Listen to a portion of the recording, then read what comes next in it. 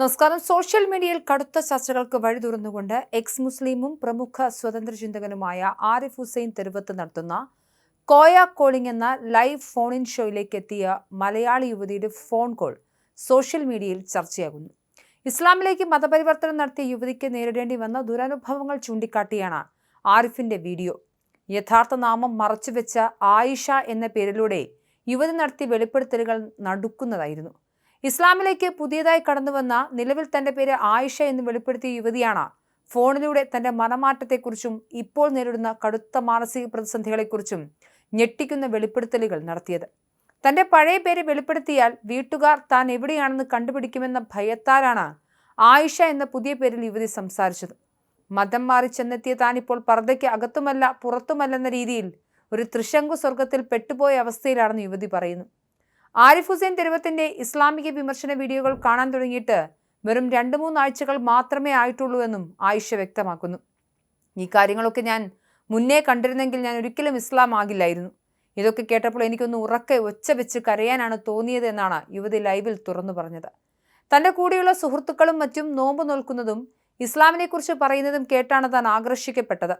മറ്റുള്ളവരോട് നന്നായി പെരുമാറുക, നല്ല രീതിയിൽ ജീവിക്കുക തുടങ്ങിയ ചില നല്ല കാര്യങ്ങൾ മാത്രമാണ് തന്നെ വിശ്വസിപ്പിച്ചിരുന്നതെന്നും എന്നാൽ ഖുറാനിലും ഇസ്ലാമിക ഗ്രന്ഥങ്ങളിലും അടങ്ങിയിരിക്കുന്ന യഥാർത്ഥ കാര്യങ്ങൾ ആരും തനിക്ക് പറഞ്ഞു തന്നിരുന്നില്ലെന്നും യുവതി വെളിപ്പെടുത്തുന്നു. പൊന്നാനിയിൽ മതം പഠിക്കാൻ പോയപ്പോൾ ഉണ്ടായ ഞെട്ടിക്കുന്ന ദുരനുഭവങ്ങളടക്കം യുവതി വെളിപ്പെടുത്തുന്നുണ്ട്. മതം പഠിക്കാൻ കൊണ്ടു നിർത്തുമ്പോൾ പീരിയഡ്സ് ആയാൽ കാണിച്ചു കൊടുക്കണമെന്ന അവസ്ഥ പോലും നേരിട്ടു എന്നാണ് അവർ വെളിപ്പെടുത്തിയത്. നിസ്കരിക്കാതിരിക്കാനുള്ള അടവാണോ എന്നറിയാൻ വേണ്ടിയാണെന്നും യുവതി വെളിപ്പെടുത്തി.